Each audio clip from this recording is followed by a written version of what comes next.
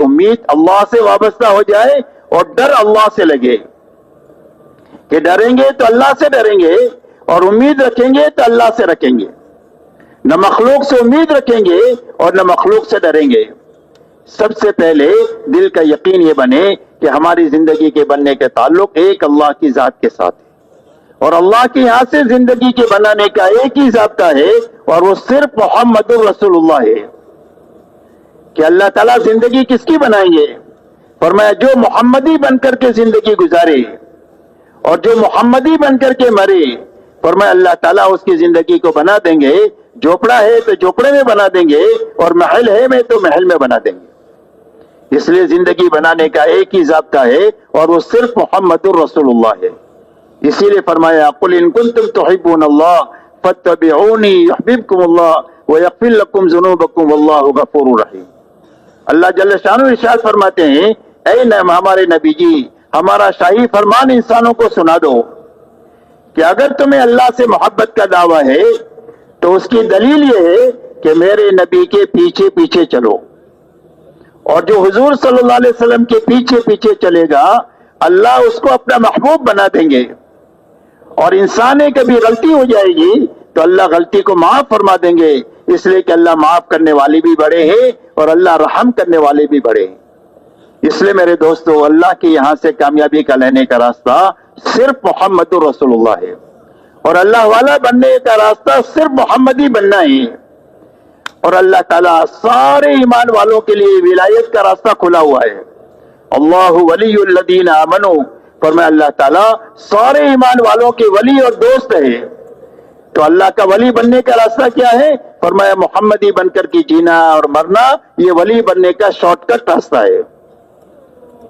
جب اپنی زندگی کے ہر حرکت اور سکون میں محمدی بن کر ہم جئیں گے تو ہم اللہ والے بن جائیں گے، اور جو اللہ والا بن جائے پوری دنیا اس کی ہے، جس کا رب اس کا سب، اللہ جس کا ہو جائے ساری دنیا اس کی ہے۔ ہوا آپ کے لیے کام کرے گی، آگ آپ کے کام میں آئے گی، پانی آپ کا کام کرے گی، فرشتے آپ کی نصرت میں لگے رہیں گے۔ اللہ تعالیٰ ساری دنیا کو ایمان والوں کے لیے مسخر فرما دیں گے جب ایمان والے محمدی بن کر کے دنیا میں جینا طے کریں گے۔ اسی لیے صحابہ کی زندگی میں آپ کو ملے گا کہ جب کبھی بھی ضرورت پڑی آگ کے پر قابو پانے کی تو ہاتھ سے آگ پر قابو پا لیا تمیم داری نے مدینہ منورہ میں۔ جب ہوا کی ضرورت پیش آئی کہ ایک پیغام پہنچانا ہے تو حضرت عمر بن الخطاب رضی اللہ تعالیٰ عنہ کا پیغام پہنچانے کے لیے یہاں پر مدینہ میں رہتے ہوئے یوں فرما رہے یا ساریہ الجبل، اے ساریہ پہاڑ کے پیچھے سے متنبع ہو جاؤ، تمہاری جماعت کو خطرہ ہے۔ اس آواز کو پہنچا دیا اور ان کی حفاظت کا سامان فرما دیا۔ حضرت سعد ابن ابی وقاص رضی اللہ تعالیٰ عنہ 10,000 کے صحابہ کے ساتھ پانی پر چلے۔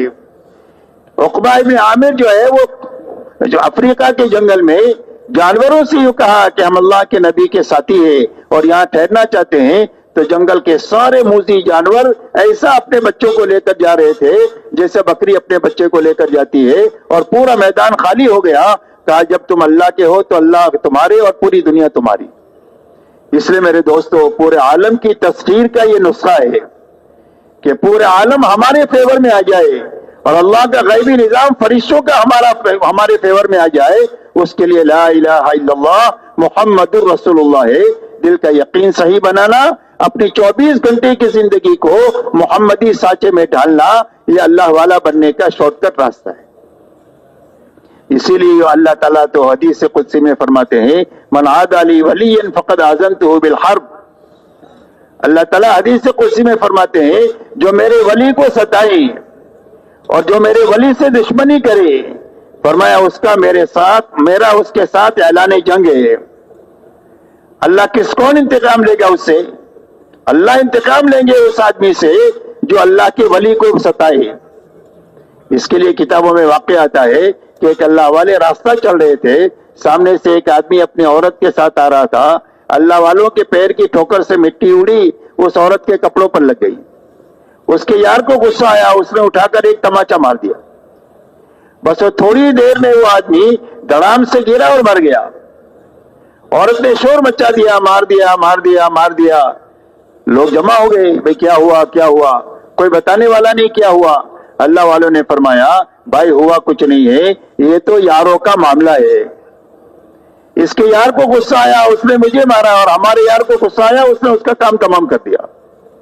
اس لیے کہ اللہ ایمان والوں کے ولی ہے، اللہ دوست ہے. اور ایمان والے کے ولی، اللہ تعالیٰ ایمان والوں کے ولی اس وقت بنیں گے جب ہر ایمان والا محمدی بن کر کے دنیا میں زندگی گزارے گا. اس لیے میرے دوستو، سب سے پہلے حضور صلی اللہ علیہ وسلم نے پوری امت کو جس محنت پر اٹھایا ہے وہ ایمان اور اتباع کی محنت پر اٹھایا ہے کہ ہر ایمان والے کا دل کا یقین صحیح ہو جائے، 24 گھنٹے کی زندگی خواہشات سے نکل کر طریقوں پر آ جائے. اس کے لیے اللہ تعالیٰ نے ایمان کے بعد میں دوسری جو لائن دیا وہ عبادت کی دیا کہ ہر ایمان والے کا اللہ سے تعلق صحیح ہو جائے عبادت کے راستے سے. اس لیے کہ ہر آدمی کا اللہ سے جو تعلق ہے وہ بندگی کا ہے. ہم اللہ کے بندے ہیں، اللہ ہمارے رب ہے اور ہمارے معبود ہے، اور عبادت کے لائق صرف ایک اللہ کی ذات ہے. اس لیے اللہ کی طرف سے ایمانیات کے بعد میں جو دوسری لائن آئی وہ عبادت کی لائن آئی کہ تم نے اقرار کیا ہے اللہ کے بندہ ہونے کا، محمد صلی اللہ علیہ وسلم کے امتی ہونے کا. اس کے ثبوت کے لیے ہم عبادت کی لائن تم کو دیتے. اسی لیے فرمایا جب تم کسی آدمی کو دیکھو کہ مسجد کا عادی ہے تو اس کے ایماندار ہونے کی گواہی دو. اس لیے اپنی عبادت کی لائن کو اچھے سے اچھی بنانا. 100% صحابہ نے اپنی عبادت کی لائن کو اچھے سے اچھی ایسی بنایا کہ مسلمان اور بے نمازی ہو اس کا تصور نہیں ہو سکتا. یہاں تک کہ منافق کی ہمت نہیں ہوتی تھی کہ جماعت کی نماز کو چھوڑ دے، تو مسلمان سے تو سوال ہی نہیں پیدا ہوتا.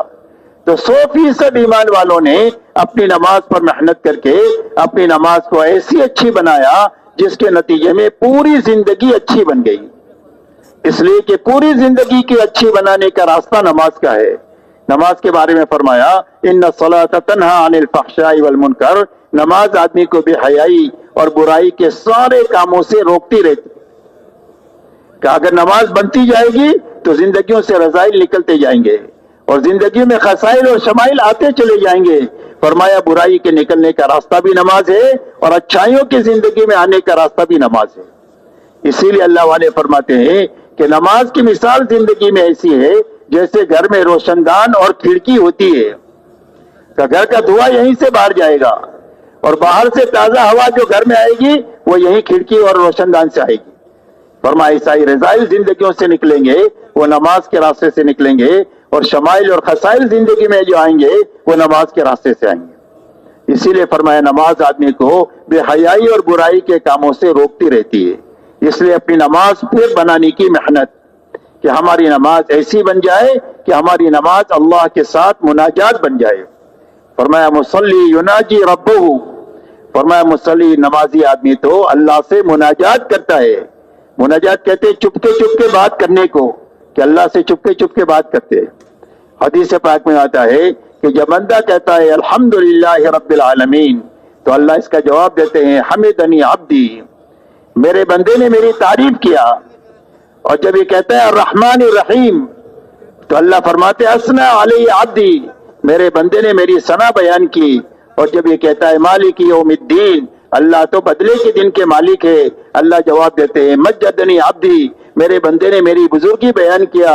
اور جب یہ کہتا ہے اہدنا الصراط المستقیم تو اللہ، اور یہ کہتا ہے ایاک نعبد و ایاک نستعین، اللہ فرماتے ہیں ھذا بینی و بین عبدی، عبادت میرے لیے اور مدد میرے بندے کے لیے. اور جب یہ کہتا ہے اہدنا الصراط المستقیم، اے اللہ مجھے سیدھے راستے پر چلا دے، تو اللہ فرماتے ہیں وَلِعَبْدِي مَا سَأَلَ، میرے بندے نے جو مانگا میں نے اس کو دے دیا. اس لیے میرے دوستو اپنی نماز پر محنت کر کے اپنی نمازوں کو اچھے سے اچھی بنانا. اچھی نماز بنے گی یقین سے کہ زندگی کے ہر مسئلے میں جب کبھی بھی کوئی چھوٹا بڑا مسئلہ ہے ہماری نگاہ اللہ پر جائے، نماز پر جائے کہ میرے اللہ کام بنائیں گے اور نماز کے راستے سے بنائیں گے. اس لیے نماز پڑھ کر ہم اپنے اللہ سے کہیں گے. تو ایک تو نماز میں یقین آ جائے، ایک نماز میں شوق آ جائے اللہ کے سامنے کھڑا ہونے کا کہ نماز ہمارے لیے بوجھ نہ رہے بلکہ نماز ہمارے لیے راحت کا سامان بنے. حضور صاحب فرماتے تھے حضرت بلال سے ارحنی یا بلال، اے بلال نماز کی تیاری کر کے ہم کو راحت پہنچاؤ. تو نماز کے اندر میں اللہ کے سامنے کھڑے ہونے کا، سجدے میں پڑے رہنے کا، قیام لمبا لمبا کرنے کا ہمارا شوق بن جائے. نماز کے اندر میں علم آ جائے، مسائل کا علم اور سنتوں کا علم، کہ ہر عمل کی سنتیں کیا ہے اس کو معلوم کر کے سنت کے مطابق اور مسائل کی رعایت کے ساتھ نماز کو پڑھنا۔ چوتھی چیز اللہ والا دھیان آ جائے کہ اللہ کی عبادت اس طرح کی جائے کہ میں اللہ کو دیکھ رہا ہوں اور اللہ مجھے دیکھ رہے ہیں، اور اگر یہ بات پیدا نہ ہو تو یہ تو ضرور ہونا چاہیے کہ اللہ تو مجھے دیکھ ہی رہے۔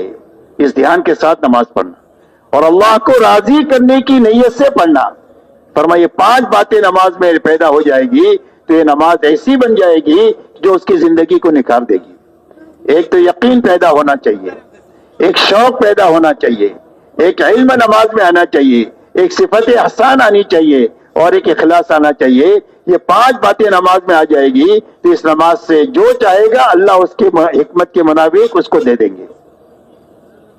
اس لیے میرے دوستو اپنی نماز اچھے سے اچھی بنانا، روزہ ایسا اچھا بنانا کہ ہمارے اندر میں تقوی پیدا ہو جائے۔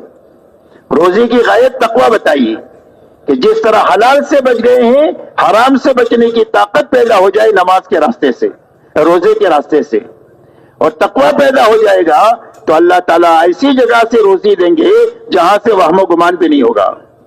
کوئی الجھن آ گئی زندگیوں میں تو اس الجھن سے نکلنے کا راستہ اللہ تقوی کے ذریعے سے بنا دیں گے۔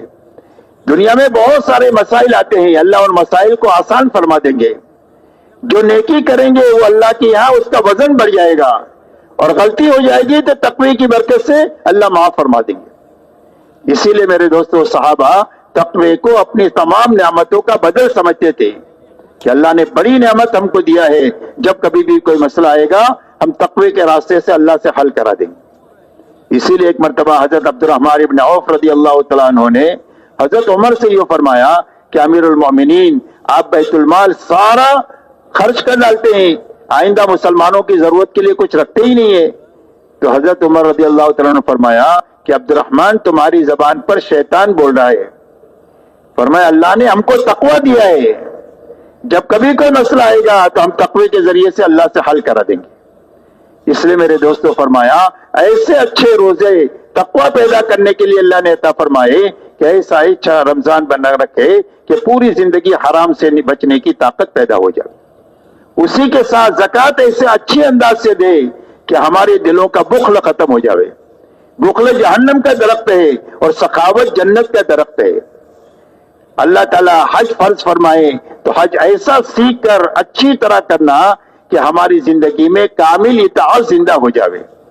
یہ حج اطاعت سکھانے کے لیے ہے کہ زندگی چاہے سمجھ میں آئے نہ آئے، حکم اللہ کا ہے اس پر ہم چلیں گے، طریقہ نبی کا ہے اس پر ہم چلیں گے،